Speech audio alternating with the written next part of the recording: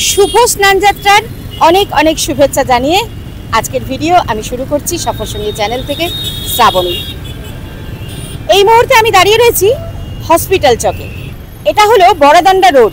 এই রোড দিয়েই পুরীর মন্দির থেকে গুন্ডিচা মন্দিরের দিকে জগন্নাথ দেবের মাসির বাড়ির দিকে এই রথ চলে সোজা রথে, আবার উল্টো রথে ওই গুন্ডিচা মন্দির থেকেই ফিরে আসে রথ পুরীর মন্দিরের দিকে। আমরা প্রভু স্নানযাত্রা দর্শন করব, তোমাদেরকে দেখাবো, সবটুকু দেখাবো।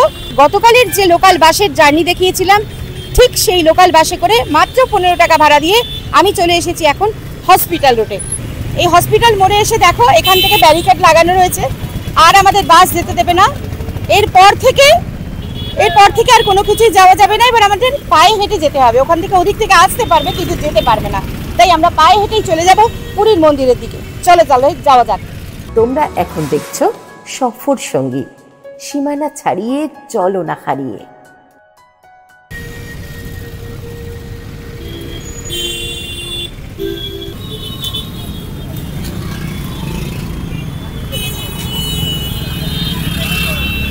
এই হলো হসপিটাল চক, আর এখান থেকে আমাদের পায়ে হেঁটেই যেতে হবে। তবে টোটো বা অটো দাঁড়িয়ে রয়েছে, জানি না ওদিক থেকে যাবে কিনা। আমরা বাসে করে এই পর্যন্ত এসেছি। কত? দুজনে যাচ্ছি 50 টাকা।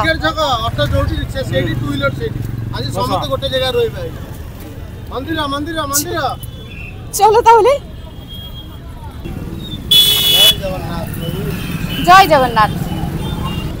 এই মুহূর্তে রোদে চলা সম্ভব নয়, তাই আমরা পেয়ে গেলাম রিক্সা ঠিক হসপিটাল চক থেকে। সেখান থেকে দুজনে 50 টাকা ভাড়া দিয়ে চলে যাচ্ছি পুরীর মন্দিরের কাছে। কতটা যেতে পারবো জানি না, যেখানে ব্যারিকেড দেওয়া থাকবে সেখানেই আটকে যেতে হবে। তো যাওয়া যাক এখন বড়দান্ডা রোড দিয়ে পুরীর মন্দিরের দিকে।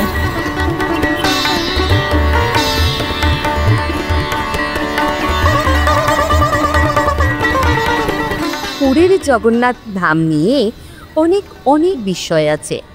বর্তমানে পুরীর জগন্নাথ মন্দিরের একটা বিষয় হলো দূর থেকে দেখলে পুরীর মন্দিরের চূড়া অনেক বড় দেখায়, কিন্তু যত কাছে যাওয়া যায় পুরীর মন্দিরের চূড়া তত ছোট হয়ে যায়। কি তার কারণ বলতে পারো? কেন এমন বিপরীত ঘটনা ঘটে? এ ব্যাপারে তোমাদের কি কারোর কিছু জানা আছে? যদি জানা থাকে তাহলে কমেন্ট করে জানিও।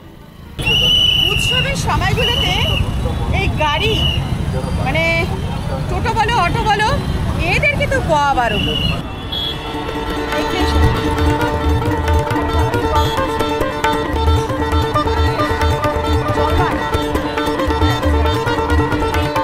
জগন্নাথ দেবের স্নান পূর্ণিমার দিনে প্রচুর স্বেচ্ছাসেবী সংস্থা ভক্তগণ ও পুণ্যার্থীদের পানীয় জল, শরবত, ছাঁস বিতরণ বা অন্নভোগ বিতরণেরও ব্যবস্থা করে থাকেন। দেখো এখানেই সেই সব কর্মযজ্ঞ চলছে। মানুষজন স্বেচ্ছাসেবী হিসেবে নিরলস কাজ করে চলেছেন। দেখতে পাচ্ছ কি সুন্দর দারুণ রো করা হয়েছে, আর দেখতে পাচ্ছ ওখান থেকে জল দেওয়া হচ্ছে। এই জলটা কিন্তু দারুণ প্রিয়, দারুণ ভালো লাগে। প্রচণ্ড গরমের মধ্যে যখন ভগবানকে দর্শন করতে আমরা রথযাত্রায় আসি, কাজ করি, এবং আমাদের এত ভালো লাগে। ও না না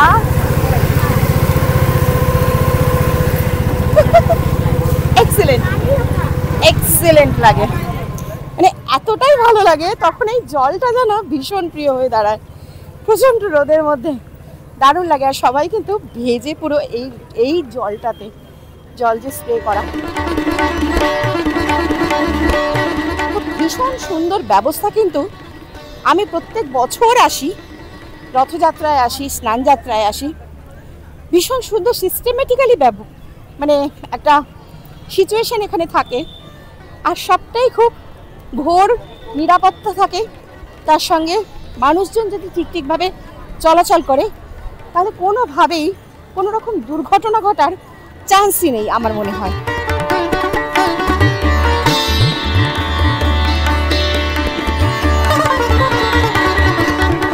জায়গায় জায়গায় রয়েছে মোবাইল স্ট্যান্ড, শু স্ট্যান্ড, আর লাগেজ নিয়ে যদি কেউ আসে, যদি কেউ হোটেলে না থেকে শুধুমাত্র স্নানযাত্রায় প্রভুকে দর্শন করতে আসবে সেটা ভেবেই যদি আসে, তাহলে তাদের লাগেজটাও রেখে দেওয়া হচ্ছে।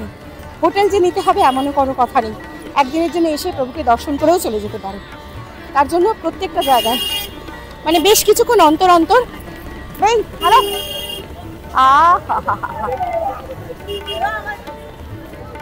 এই যে আমরা প্রচন্ড রোদের মধ্যে ঘুরে ঘুরে তোমাদেরকে দেখাই সবকিছু কতটা নিরাপত্তা আছে। বা অনেকেই এই স্নানযাত্রা বা পুরীতে রথযাত্রায় আসতে ভয় পান। সারা জীবনেও একবার এখানে আসা হয়ে ওঠে না, শুধুমাত্র ভয়ের কারণে যে কি হবে, এত ভিড়ের মধ্যে আমি কি করব, কিভাবে যাব, হয়তো কোনো দুর্ঘটনার মুখোমুখি সম্মুখীন হব। হ্যাঁ, সেটা কিন্তু একদমই নয়, খুব সিস্টেমেটিক্যালি। তাই আমি বলবো তোমরা যারা এখনো পর্যন্ত আসোনি তারা এসো, খুব ভালো লাগবে। স্নানযাত্রা এবং রথযাত্রাতে দুটো উৎসবই এত সুন্দর, দারুণ লাগে।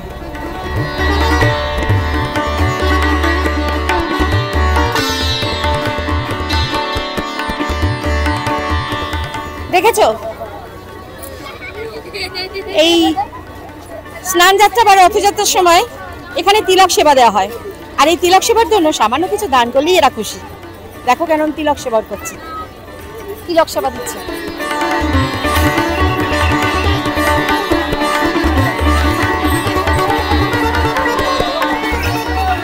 পুরীর মন্দিরের একদম কাছে এই জায়গাটায় দেখো, এই হোগলার আচ্ছাদন দিয়ে এখানে একটা স্পট করা হয়েছে এবং এখানেই রথ তৈরির সমস্ত কিছু কার্যকলাপ এখানেই চলছে। এখানেই রথ তৈরি হচ্ছে, রথ নির্মাণের কারিগররা রথ তৈরি করছে। আর তার উল্টো দিকেই দাঁড়িয়ে রয়েছে তিনটে রথ পরপর, তোমরা দেখতে পাচ্ছ। ভিড়টা একবার তোমরা দেখছো, এটা শুধুমাত্র স্নান যাত্রার ভিড়টা দেখছো তোমরা। আর এই ভিড়ের মধ্যে কিন্তু কোনো অসুবিধা হয় না, অ্যাম্বুলেন্স পরিষেবা থাকে, যথাযথ অ্যাম্বুলেন্স পরিষেবা থাকে, আর খুব সুন্দর ব্যবস্থা। একটু লাইন দিয়ে যেতে হয়, টাইমটা লাগে, আর কিছু না। এই হচ্ছে রথের কাঠ, রথযাত্রার জন্য রথ তৈরি হচ্ছে। দেখো প্রচুর কারিগর এখানে কাজ করছে, তারা একটু করে তিল করে গড়ে তুলছে প্রভুর রথ। কমটা কি তাদের ভাগ্য? আমার তো মনে হয় তাদের ভাগ্য অনেক বেশি ভালো। এই যে রোটা করা হয়েছে, এই রোটা দিয়েই কিন্তু প্রভুকে দর্শন করা যেতে পারে একমাত্র ভালোভাবে। আর অনেকে ভাবছেন যে বাইরে থেকে গেলেই বোধহয় দর্শন হবে, বাইরে থেকে গেলে কিন্তু কাছাকাছি যাওয়া যাবে না। কাছাকাছি যাওয়ার জন্য কিন্তু এই রোটা, তাই সিস্টেম সবসময় ব্যবহার করতে হয়, সিস্টেমে চলতে হয়, তবেই কিন্তু ভালো ফল পাওয়া যায়। এখানে দড়ি ফেলে দেওয়া হয়েছে, এই দড়ির ওপারে কিন্তু যাওয়া যাবে না, একমাত্র রো দিয়ে এলে, ওই রোটা দিয়ে এলেই কিন্তু এই দড়ি দিয়ে যাওয়া যেতে পারে। হ্যাঁ, যখন ছাড়বে সেইগুলোকে ব্রেক করে যদি আমরা চলি তাহলে দুর্ঘটনা অবশ্যম্ভাবী।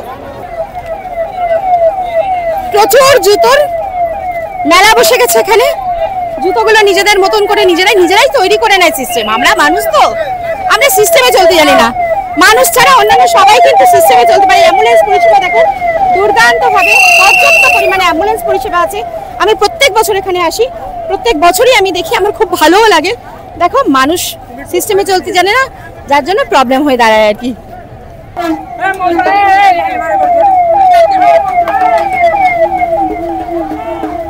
অপরিষ্কার এড়ানো রাখতে দেন না, স্বেচ্ছাসেবকরা কনস্ট্যান্ট কাজ করছে।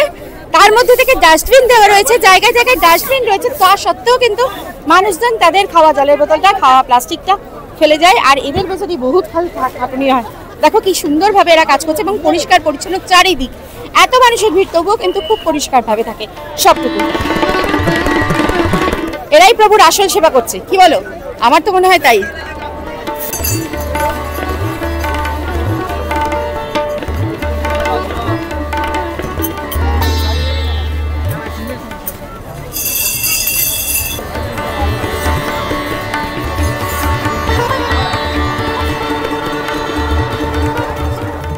এসে গেছি আমরা একেবারে প্রভুর সামনে। প্রভু স্নান বেদিতে বসে রয়েছেন। চলো, নিঃশুল্ক সেবা পানীয় জলের।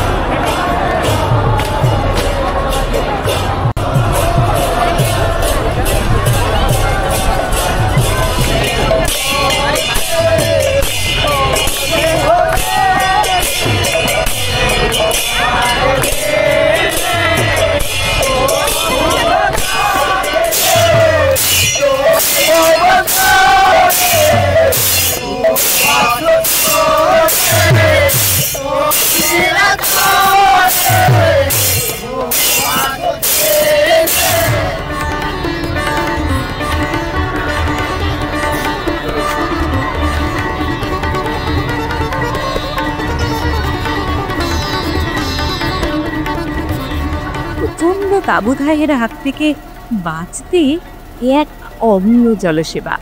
গরমেই শান্তির জলসেবায় সবার শান্তি।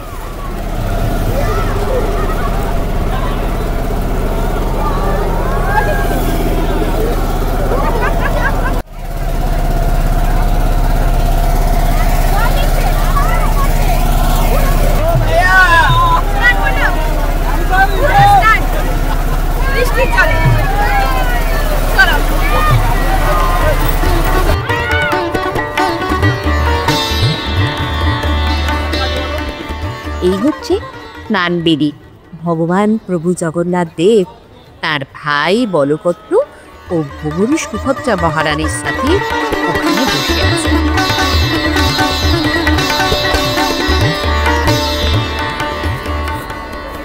খুব সুন্দর ব্যবস্থা দেখে খুব আনন্দ লাগলো। এই গরমে যে জলের ব্যবস্থাটা, এইটা খুব, ঠাকুরের কাছে আসতে গেলে কষ্ট করতে হবে, আমরাও জানি। খুব সুন্দর ব্যবস্থা। উড়িষ্যা গভর্নমেন্টকে জানাই ধন্যবাদ। আমি বেঙ্গলেও আছি, বেঙ্গলের ব্যবস্থা আছে, কিন্তু আমি আরও ভালো দেখলাম এই যে লোক গরমে কাতারে কাতারে লোক দাঁড়িয়ে আছে, তার জন্য ব্যবস্থা জলের খুব সুন্দর লাগলো। প্রভু আমাদের সবাইকে ভালো রাখুক। চারিদিকে জল, শরবত আর দুর্দান্ত খেতে, এক একটা স্বাদের এক এক রকমের শরবত, শরবতের মতন এক একটা পানীয়ের ভিতরে বিভিন্ন জিনিস দিয়ে তৈরি শরবত। কত লোকের ভিড় দেখো। ওইদিকে দূরদর্শন ক্রেন দিয়ে ছবি তুলছে, আর এদিকে আনন্দা সফর সঙ্গী।